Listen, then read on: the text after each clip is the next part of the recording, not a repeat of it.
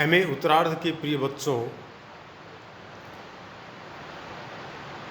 आज हम नैषधी चरितम के प्रथम सर्ग से श्लोक संख्या 8 से 11 तक पर अपना व्याख्यान देंगे। जैसा कि आपको विदित है, महाकवि श्री हर्ष बृहत्त्रयी के प्रमुख लेखक हैं और बृहत्त्रयी के अंतिम लेखक हैं। इसलिए अपने पूर्ववर्ती दोनों लेखकों अर्थात महाकवि भारवी और महाकवि माघ, इन दोनों से बढ़ चढ़ करके अपने महाकाव्य के अंदर श्लोकों का प्रणयन किया है। महाकाव्य के श्लोकों की दृष्टि से भी और सर्गों की दृष्टि से भी यह महाकाव्य किरातार्जुनीयम और शिशुपाल वधम इन दोनों को अतिक्रांत कर जाता है, क्योंकि इस महाकाव्य में 22 सर्ग हैं, जिसमें नल और दमयंती के प्रणय की कथा है। आइए बच्चों, आज हम महाकवि श्री हर्ष के नैषधी चरितम के श्लोक 8 से 11 तक की व्याख्या हम सुनाते हैं। 8वां श्लोक है, यदस्य यात्रा सुबलोद्धतं रजः स्फुरत् प्रतापा नलधूम मंजिमा तदेव गत्वा पतितं सुधाम्बुधौ दधाति पंकी भवदंकतां विधौ। अस्य यात्रासु स्फुरत् प्रतापा नलधूम मंजिमा बलोद्धतं यद् रजः आसीत् तदेव गत्वा सुधाम्बुधौ पतितं पंकी भवद विधौ अंकतां दधाति। अस्य नलस्य यात्रासु, इस नल की यात्राओं में अर्थात दिग्विजय की यात्राओं में, स्फुरत प्रतापा नल धूम मंजिमा, देदीप्यमान प्रताप रूपी अग्नि के धुएं के समान, बलोद्धतम यद रजः आसीत, सेना से उक्षिप्त जो धूल थी, तदेव गत्वा सुधाम्बुधौ पतितम, वही जाकर अमृत समुद्र में गिरी हुई, तथा पंकी भवद विधौ अंकताम दधाति, कीचड़ होती हुई चंद्रमा में कलंकत्व धारण करती है। अर्थात इस नल की विजय यात्राओं में देदीप्यमान प्रताप रूपी अग्नि के धुएं के समान मनोहर सेना से उक्षिप्त जो धूल थी, वही जाकर अमृत समुद्र में गिरी हुई तथा कीचड़ होती हुई चंद्रमा के कलंकत्व धारण करती है। चंद्रमा में जो कलंक हमें दिखाई देता है, वह कलंक वस्तुतः इसकी जो धूली है वह कीचड़ होकर के वहाँ पर हमें दिखाई देता है। यहाँ कुछ खास शब्द हैं।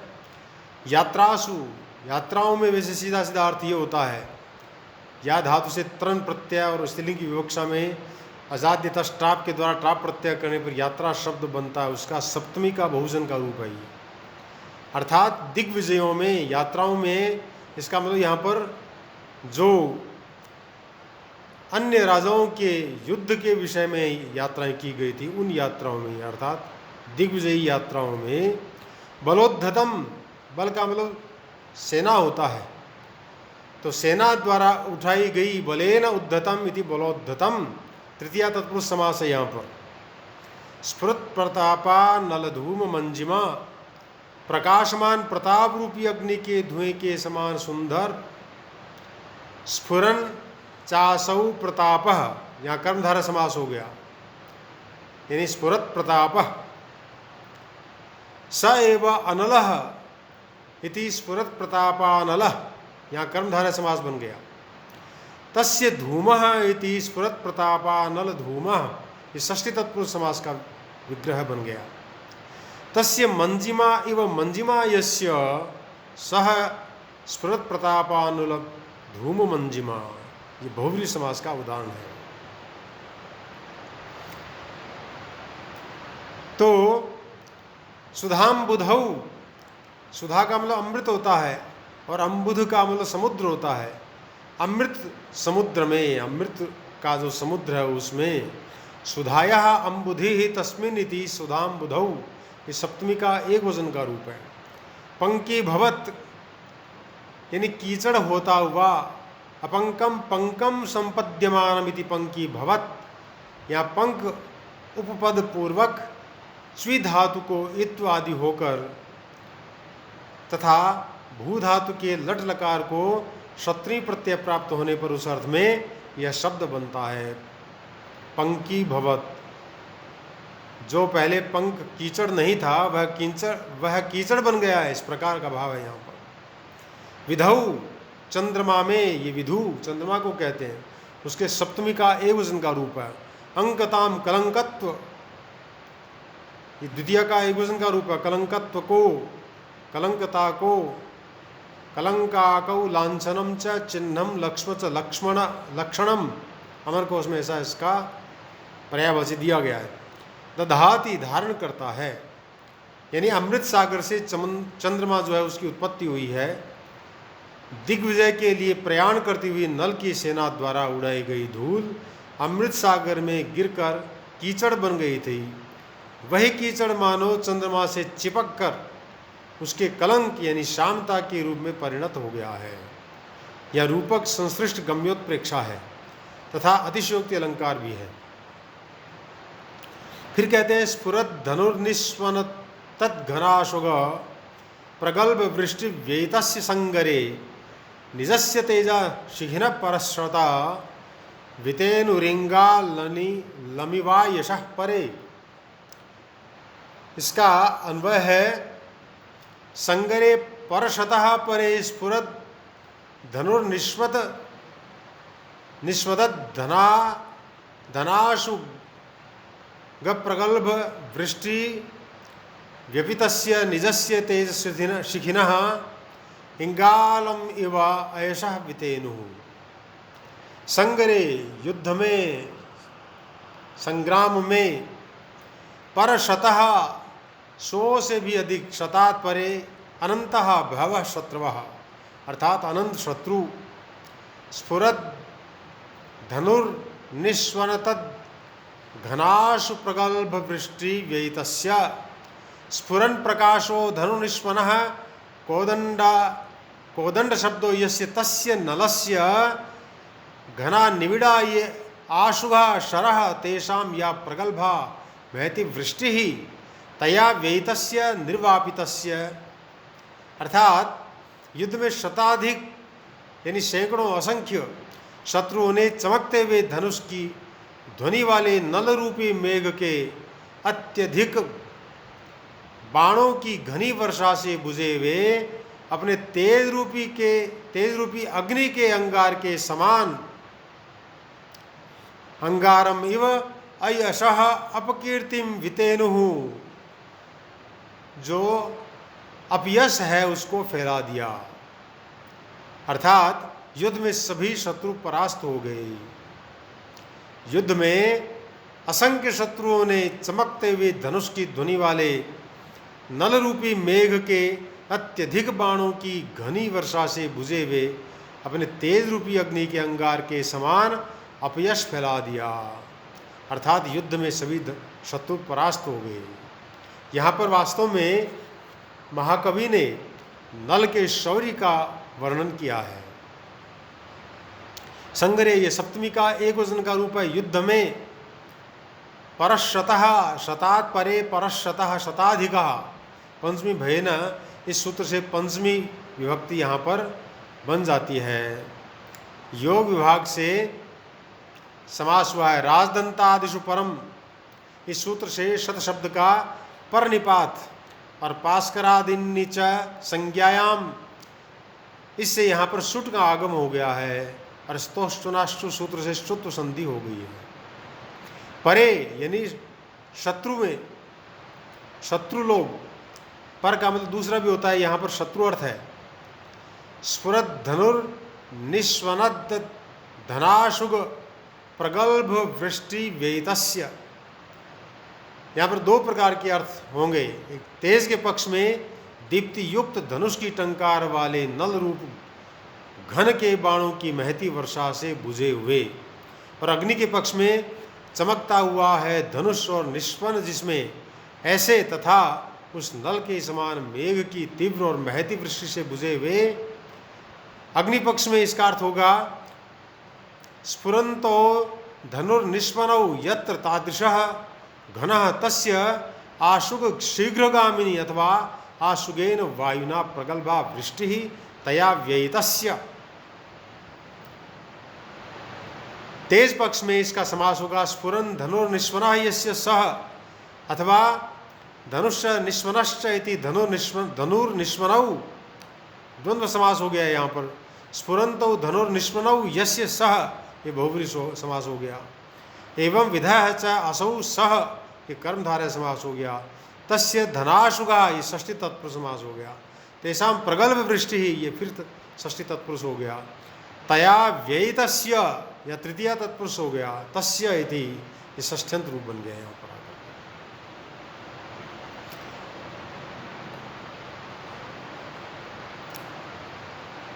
अयशः यानी अकीर्ति, अपयश, अयशः वितेनु यानी अपयश जो है उसको फैला दिया, विस्तृत कर दिया।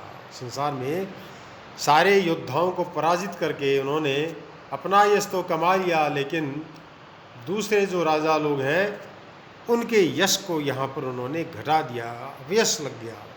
हार का अपयश रूपी कलंक उनके चेहरे पर लग गया है। राजा नल ने सर्वदृष्टि से शत्रु का प्रताप नष्ट कर दिया, और शत्रुओं के पराजय की अपकीर्ति चारों ओर फैल गई। कवि की उत्प्रेक्षा है कि शत्रु की प्रताप रूपी अग्नि बुझकर अपयश रूपी कोयले के रूप में अवशिष्ट रह गई है, क्योंकि आग के बुझ जाने पर ईंधन कोयला बन जाता है। कवि संप्रदाय में यश का वर्ण श्वेत तथा अपयश का वर्ण कृष्ण माना गया है। यहाँ पर तेजोरूप अग्नि में रूपक अलंकार है, एवं वितेनो में उत्प्रेक्षा अलंकार है। मल्लिनाथ के अनुसार रूपक और उत्प्रेक्षा का अंगांगी भाव होने से यहाँ पर संकर अलंकार बन जाता है। फिर कह रहे हैं अनल्पदग्धा रिपुरानलोज्ज्वलैर निज प्रतापैर्वलयन् ज्वलद् भुवः प्रदक्षिणीकृत्य जयाय सृष्टया रराज नीराजनया स राजघः। राजघः स अनल्पदग्धा रिपुरानलोज्ज्वलैः निज प्रतापैः ज्वलद् भुवः वलयं प्रदक्षिणीकृत्य जयाय सृष्टिया निराजनया रराज। अर्थात राजनाशक वे नल बहुत से जलाए हुए शत्रु नगरों की ज्वाला से प्रकाशमान अपने प्रताप से देदीप्यमान पृथ्वी मंडल की परिक्रमा करके विजय के लिए रची गई भारती से सुशोभित हुए। राजघः राजाओं का हंता, राज्ञः हंति इति राजघः, राजन में उपद पूर्वक करके हन धातु से क प्रत्यय यहाँ पर हो जाता है। अनल्पदग्धा रिपुरानलोज्ज्वलैः, बहुत से शत्रु नगरों को जलाने वाले, अग्नि से प्रकाशमान अथवा शत्रु नगरों को खूब जलाने वाले तथा अग्नि के समान देदीप्यमान जो नल है उसके यहाँ पर, उसके लिए यहाँ पर ये कहा गया है। तो अनल्पानि दग्धानि अरिपुराणि यही ते च ते अनलः तहि उज्ज्वलः तहि इति बहुव्रीहि समास हो गया। अथवा अनल्पम यथा स्यात् तथा दग्धानि अरिपुराणि यही ते च ते अनलः तद्वत् उज्ज्वलः, इस प्रकार से भी हम समास कर सकते हैं। प्रदक्षिणीकृत्य, प्रदक्षिणा करके, परिक्रमा करके। प्रदक्षिणम प्रदक्षिणम कृत्वा इति प्रदक्षिणीकृत्य, यहाँ पर च्वी प्रत्यय लगने से जो जैसा नहीं था उसको वैसा बना दिया गया है। जयाय सब चतुर्थी का एक वचन का रूप है। तुम अर्थात भावसना सूत्र से यहाँ पर चतुर्थी हुई है। विजय के लिए सृष्टया रची गई, सृष्ट धातु से तय प्रत्यय और टाप की प्राप्ति होने पर स्त्रीलिंग का शब्द बनता है, जिसका तृतीया का एक वचन का रूप है। ये निराजनया, ये भी तृतीया का एक वचन का रूप है। आरती से निरुपद उपसर्ग पूर्वक राज धातु को जो कि निजंत है युज प्रत्यय करने पर यह शब्द बनता है। निराजना तया इति निराजनया, अर्थात आरती से।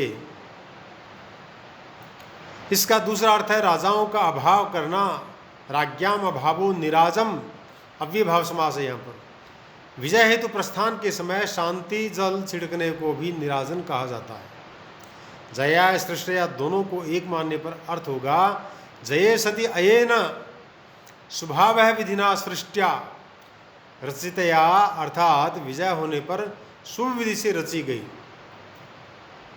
प्रदक्षिणी कृत्य जयाय का प्रदक्षिणी कृति अजया आय इस प्रकार परिच्छेद करने पर प्रदक्षिणी अत्यधिक दानशील इस प्रकार का अर्थ हो जाता है। कृति यानी कर्म कुशल, अजया यानी लक्ष्मी के द्वारा, आये विष्णुवे अर्थात विष्णु के लिए अत्यंत दाता एवं कार्य कुशल नल लक्ष्मी द्वारा विष्णु निर्मित की गई आरती से सुशोभित हुए, अर्थात भगवान विष्णु की उन्होंने आरती की।